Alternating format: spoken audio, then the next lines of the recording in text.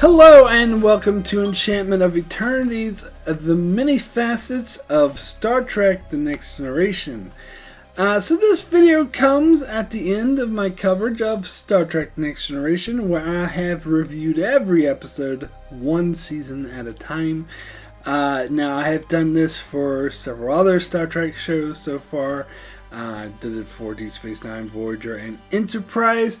And I have collected the tradition of doing a top best episode list and a worst episode list at the end of my coverage. But in the past, I have also done a third video, which is a tradition I stopped doing with Enterprise, and I thought I wouldn't do it with Next Generation. But after watching it, I realized that The Next Generation is, I think even more so than most shows, have very distinct errors within this show. Like very distinct tones and feelings and messages. So I'd like to explore that in this video. Now this video is more about me reading off stats. I mean, I may give some sort of opinions and biases might slip in, but I am not, this isn't about my ranking stuff or saying whether I liked it or hated it. It's mainly just my observations of how Star Trek has different tones and different themes or throughout its run. The Next Generation, that is. So which is different because usually my third video is like a top 10, random top 10 or top 20. But instead, I'd like to explore the many facets of Star Trek The Next Generation. So, I thought about this a lot, particularly as I was wrapping up my coverage of Next Generation. The newer Star Trek show, the animated show Lower Decks, started airing, and I hear a lot of people say that it has a Next Generation feel. And some people say, oh, it doesn't really feel like Next Generation. And then there's other shows like Picard and Discovery, where people distinctly says this doesn't feel like Star Trek. It doesn't feel more specifically like The Next Generation. And I was thinking about this, and especially after just having watched Star Trek Next Generation, I think that that statement's kind of inaccurate because The Next Generation doesn't have any one tone or feel. In fact, it's almost like 4 different shows wrapped up into one. So I sort of divided it, and this is, of course, just my opinion, but I think it's very distinct, 4 different distinct eras of Star Trek Next Generation.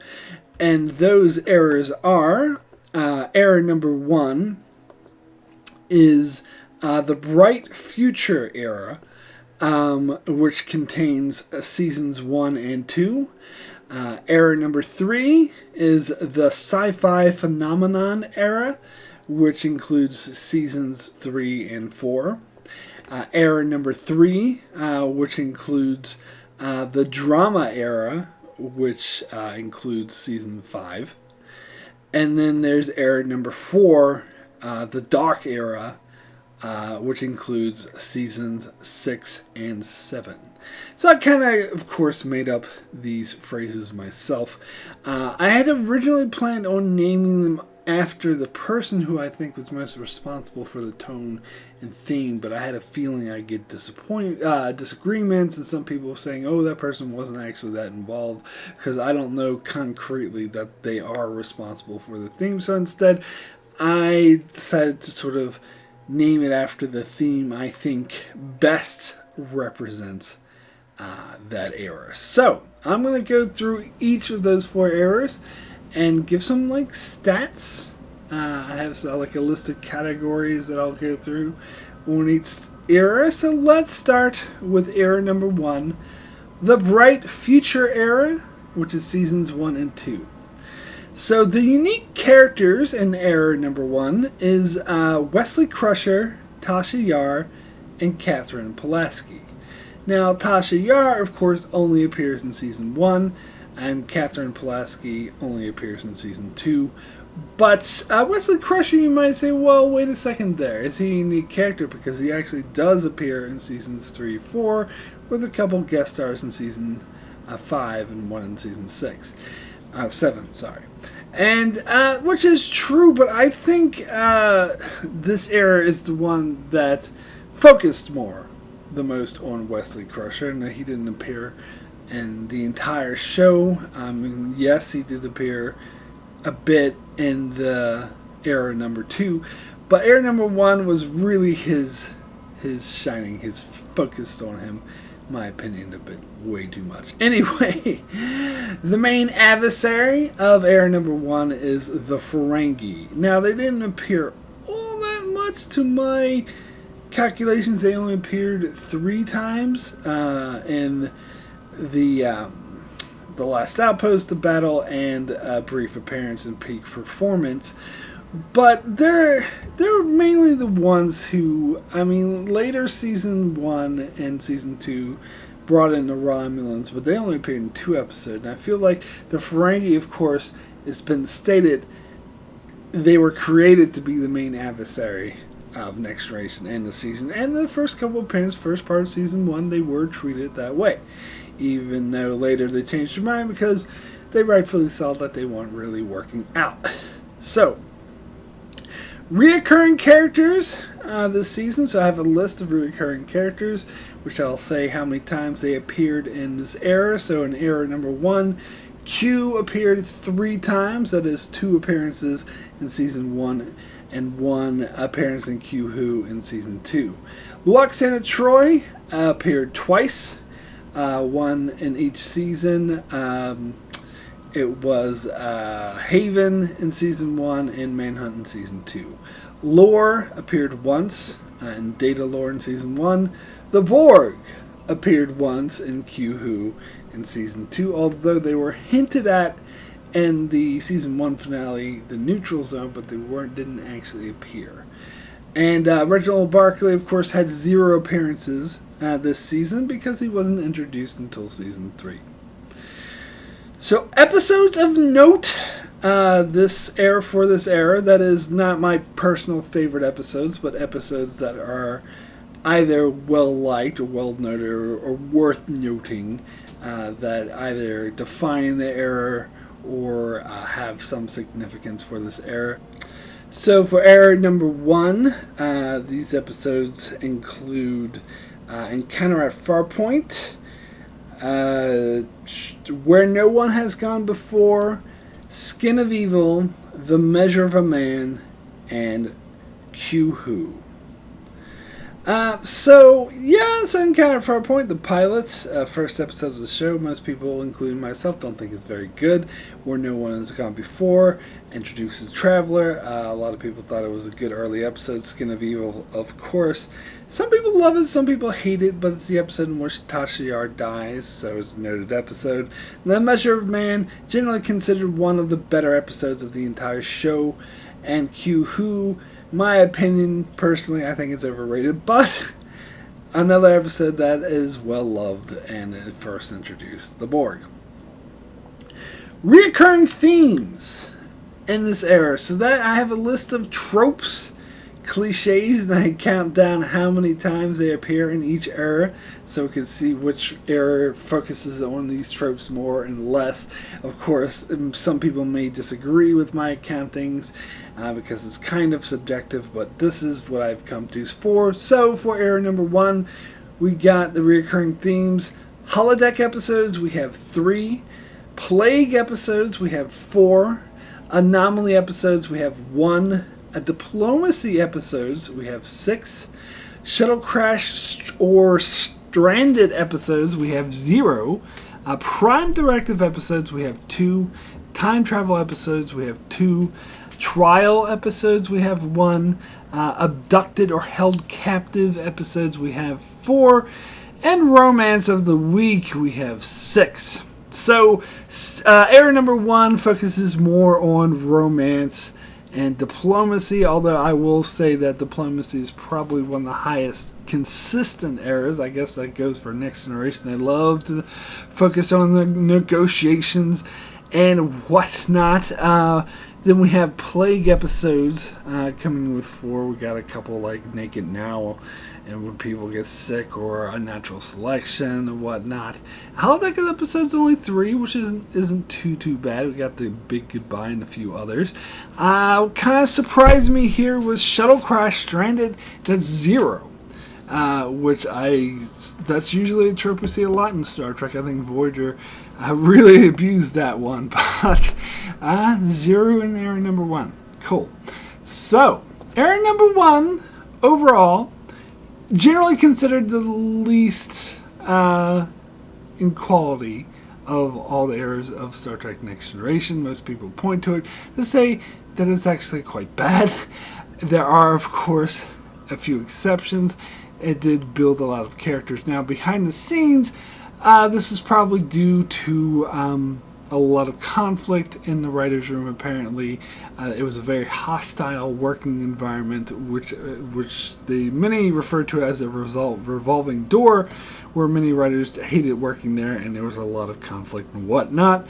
This was also the season where Gene Roddenberry tried to impose his vision the most, arguably over any era of all of Star Trek, not just the Next Generation, and many writers found those constrictions of portraying this perfect future, which is why I named this era the Bright Future era. They found those restrictions really hard to come up with creative, interesting stories, because you usually need conflict in order to have interesting stories. Maurice Hurley was the showrunner, mainly for season 2, who helped, but he apparently didn't really like Star Trek, but just tried to uphold Roddenberry's vision because Roddenberry was his boss. Whatever. And he got fired at the end of season 2. In fact, he's the reason we didn't have Dr. Crusher in season 2. He didn't like her for some reason, which is weird. Anyway, let me get into era number 2, the sci-fi phenomenon era, and this includes seasons 3 and 4. So, unique characters for this era, I'm just going to say Guinan. Now, again, similar to Wesley, Guinan has been in other seasons. She wasn't just in seasons 3 and 4, but has she appeared in season 2 was the first season that she was in, and she was also in season 5 quite a bit. Only had a couple of appearances in season 6 and didn't at all appear in season 7. So I would say, because she wasn't in season 1, she did appear a lot in season 2, but she wasn't in season 1, so she wasn't in era number 1 all that much. And era number 3, she was in a bit, but I think era number 2 is where we really focused on her the most. She had the most to do and the most interactions with the other characters. They were really using her, so I named her as the unique character for this era. Now, the main adversaries, very clearly the Romulans. As I said, seasons 1 and 2 had a couple of episodes with them. I think just one in season 1, one in season 2. But season 3, they really started hammering down on these Romulans. We had like 2 episodes almost back to back. Well, they were like a couple episodes apart with the Enemy and the Defector, both featuring Commander Tomalak, who is quite an interesting character. He would return in holodeck form in the season 4 episode Future Imperfect. And we got quite a bit of other go-to Romulan episodes when they need a villain, like to abduct Geordi and brainwash him, or to chase after the Tin Man. They always bring up the Romulans. So, reoccurring characters. We got Q has 2 appearances in this era, 1 for each season. We got Q-Who in season 3 and Cupid in season 4. Loxana Troy, likewise, 2 appearances, 1 in each season. We got Menage a Troy in season 3, and Half a Life, personally, in my opinion, the best Loxana Troy episode in season 4. Lore has 1 appearance in season 4's Brothers. The Borg, technically, I'm going to call it 1 appearance, even though it's technically 2 episodes, but I put 2-parters together, because Best of Both Worlds, part 1 and 2, 1 in each season, I consider that 1, so I'm going to call 1 episode Best of Both Worlds, with the Borg the most notable, most celebrated episode, of course. Reginald Barkley has 2 appearances this time, as he makes his debut in Season 3 with Hollow Pursuits, and a reappearance in Season 4 and The Nth Degree. Special episodes of note this season: The Offspring, Yesterday's Enterprise, The Best of Both Worlds, Reunion, and The Drumhead. Now, Offspring is, I don't know if it's a fan favorite, it's a personal favorite of mine, but it's an episode of note, as it explores Data creating a daughter and Starfleet's issues with androids. Again, Yesterday's Enterprise and The Best of Both Worlds are both considered some of the best episodes of The Next Generation. You could find them at number 1 or number 2 at any random best list that you find on the internet. Reunion, maybe not as quite as well liked, but also a very well episode of note, as it explores this Klingon trilogy that they're doing, with Worf being discombobulated. In this episode, introduce Worf's son, Alexander, has his love interest, Kalar, be killed by his recurring villain, Doros, and it introduces the character of Gowron, who will become quite important in Klingon throughout the Star Trek franchise. And then lastly, the Drumhead, which is I feel an episode that is referenced and quoted and appreciated by many.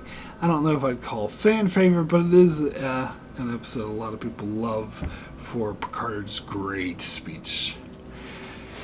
Okay, as for reoccurring themes in this era, in era number 2, we have Holodeck episodes 3, Plague episodes 1, Anomaly episodes 4, Diplomacy episodes 5, Shuttle Crash / Stranded episodes 2, Prime Directive episodes just 1, Time Travel episodes we got 2, Trial episodes we got 3, Abducted or Held Captive we have 5, and Romance of the Week we have a whopping 8.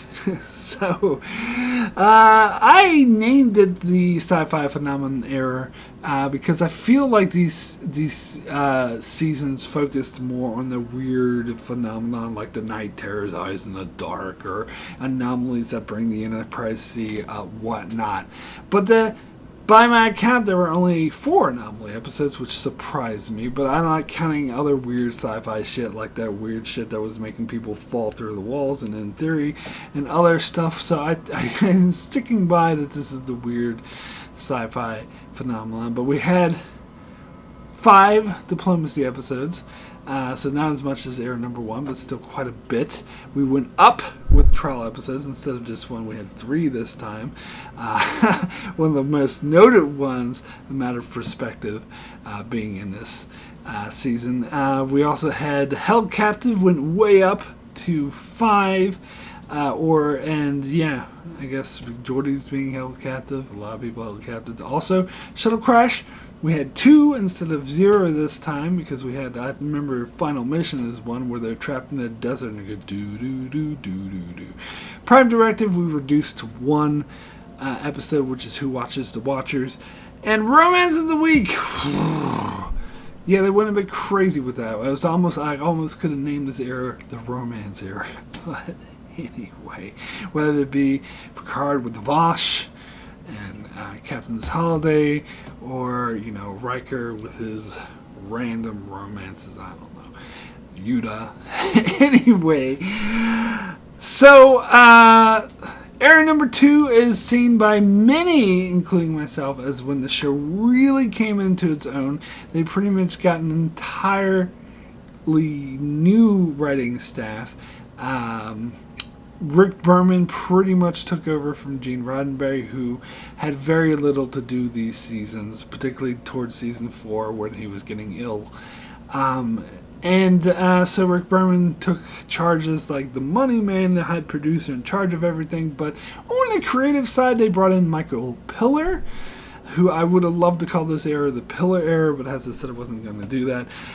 Who was really thoughtful working with the writers. They had a lot of different writers throughout this era. We had a couple of known writers like Brennan Braga and Ronald D. Moore, who first got their start doing a couple episodes in this era, and then we had Ira Stephen Bear doing a couple episodes. He, of course, would go on to become the showrunner for Deep Space Nine for many years.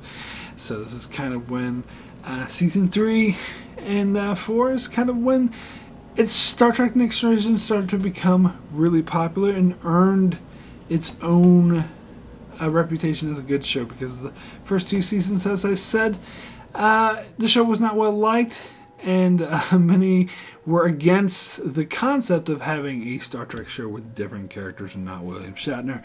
But this era really saved the show and really made it earn its own respect.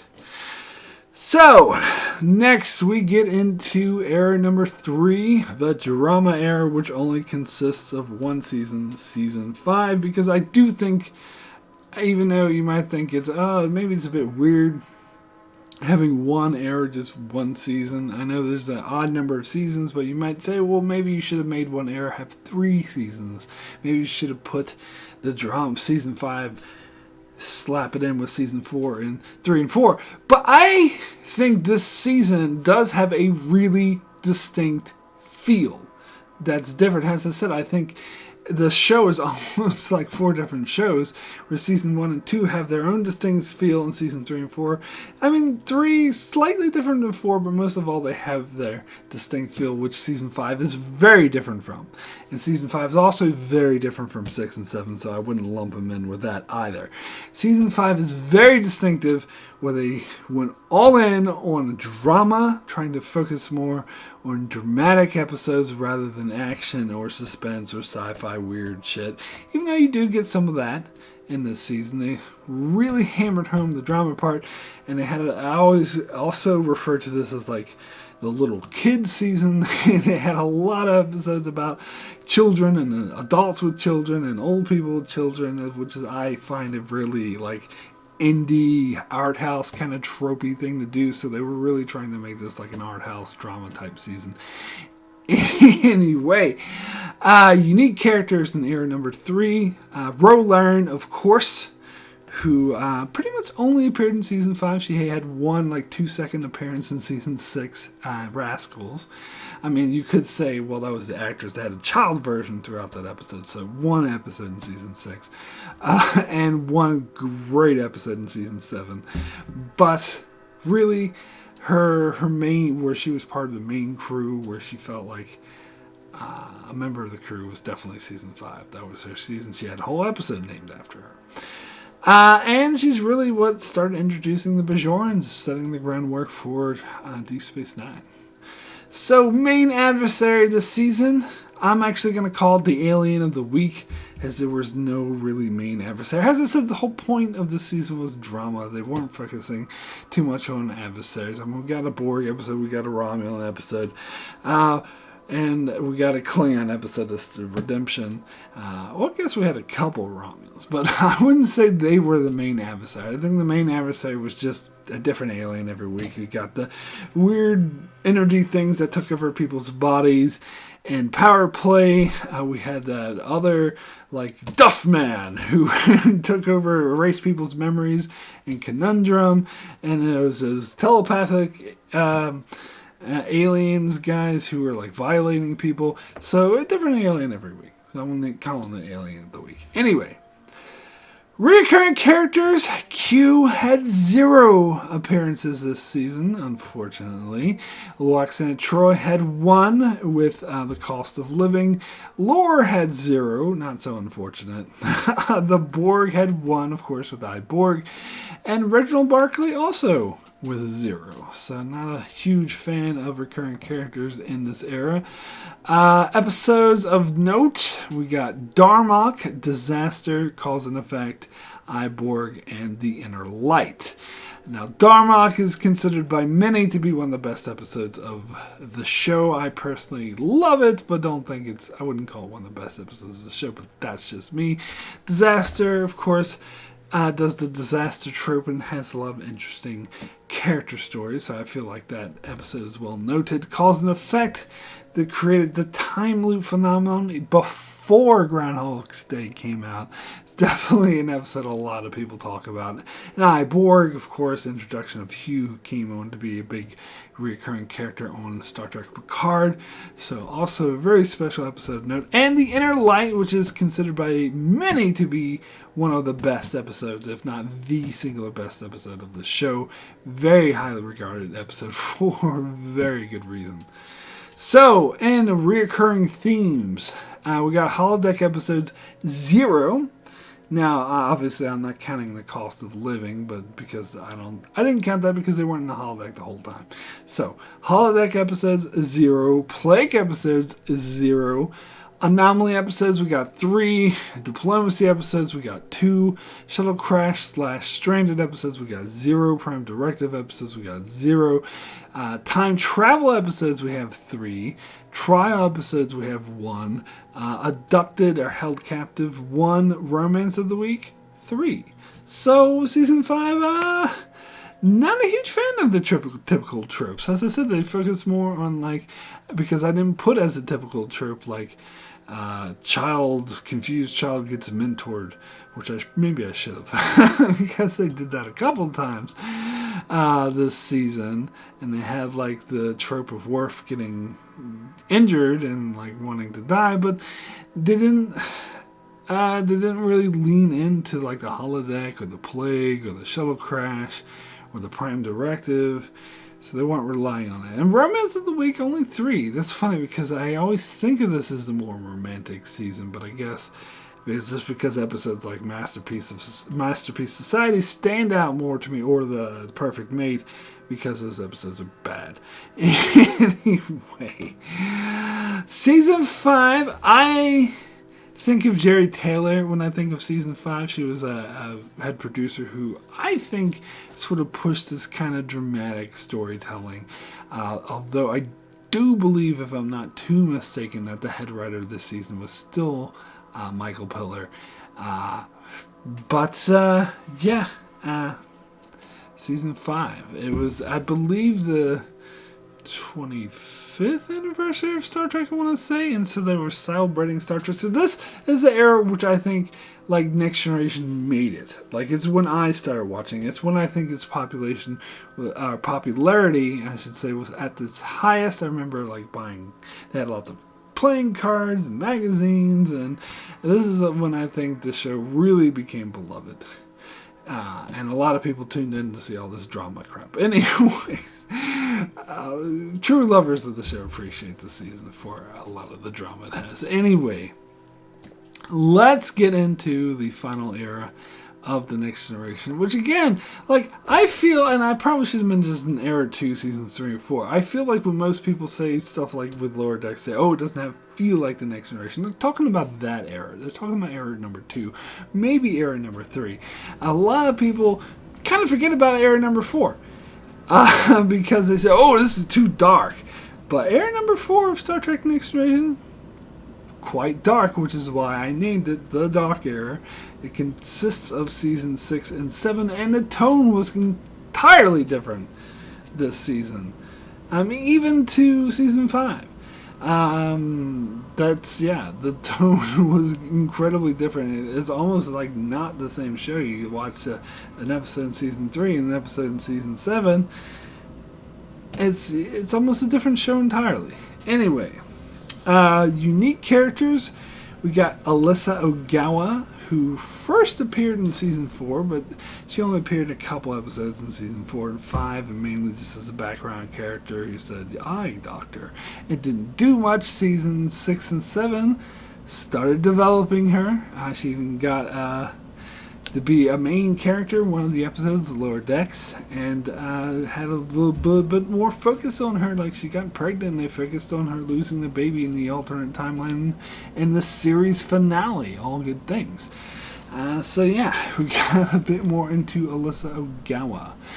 So, main adversaries for the Dark Era, I'm going to say the Cardassians. We did get a bit of the Klingons and a bit of the Romulans here, and one two-parter with the Borg. But I want to say they went to the Cardassians more often than not, most likely trying to promote Deep Space Nine, which had started during this era, and the Cardassians were the main adversaries there. So they seem to pop up more often than not. Reoccurring characters, we got Q with 3 episodes. We had 2 in Season 6, True Q and Tapestry, and 1 in Season 7, of course, the finale, All Good Things.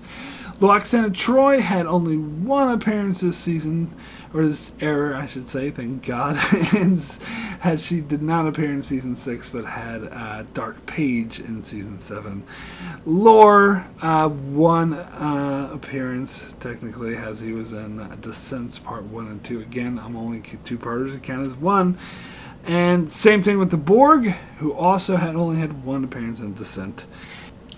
So, Barclay had 3 appearances in this era, 2 in Season 6 with Realm of Fear and Ship in a Bottle, and 1 in Season 7 and Genesis, where he turned into a spider. So, episodes of note, we got Chain of Command, Tapestry, Frame of Mind, Parallels, All Good Things. So, Chain of Command is a very classic episode.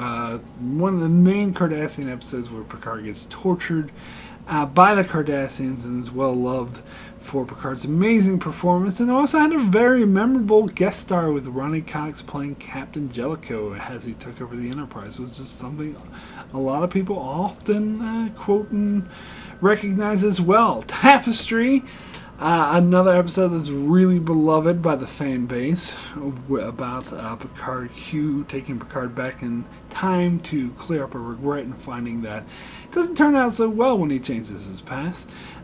So an episode a lot of people love.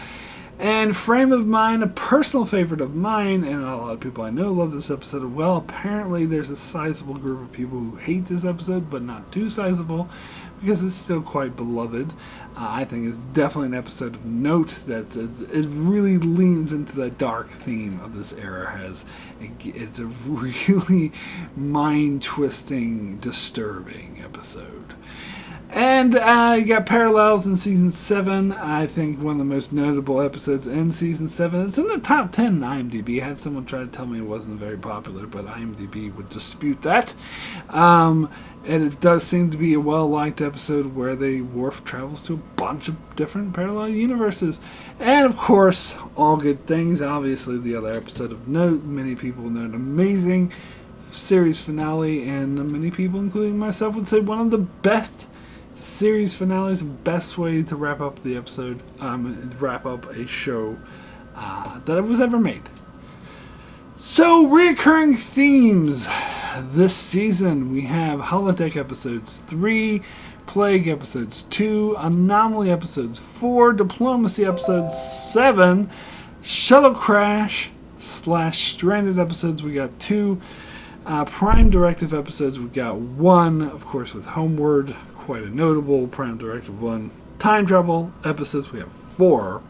Trial episodes, we have 0. Held Captive or Abducted episodes, we have 8.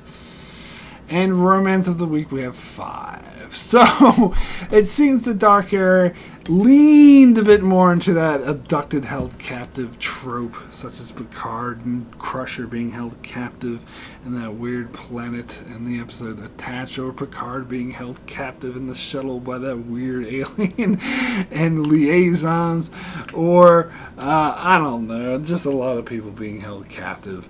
Riker is being held captive in Frame of Mind, I don't know. Romance of the Week 5, that's not the most, but it's still quite a bit. Diplomacy episode 7, that's funny. I would think there would have been more diplomacy in season 5, but I guess the Dark Era love their diplomacy as well, maybe like Man of the People, which is such a shitty episode.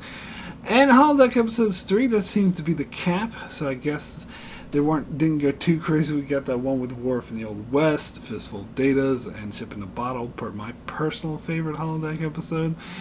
Plague episodes 2, not too bad. One of them being the one where they de-evolved into spiders. And time travel episodes 4, I think, is the most we ever had for time travel episodes. I don't think I included Time's Arrow in this. I think I counted that as Error 3.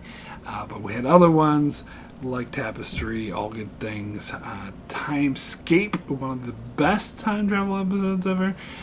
Trial episodes, we had 0. So, no trial episodes. It's for this era, so they didn't lean too heavily into that. So, for this era, I think the official showrunner was Jerry Taylor. But I kind of account Ronald D. Moore and Brennan Braga more for being responsible for this tone. Now, again, I may be wrong about that, but this feels like, and Ronald D. Moore, as we know, because he'd go on to be a really executive producer on Deep Space Nine and the showrunner for Battlestar Galactica, both shows which have a really dark feel, especially Battlestar Galactica. So I kind of feel like he's kind of responsible for this. We know that Brennan Braga loves doing episodes where people, mind-bending weird episodes where people are like losing their minds or losing touch with the reality, such as Frame of Mind, which is my personal favorite Brennan Braga episodes, and stuff like Timescape, where it's like, it was quite a dark episode.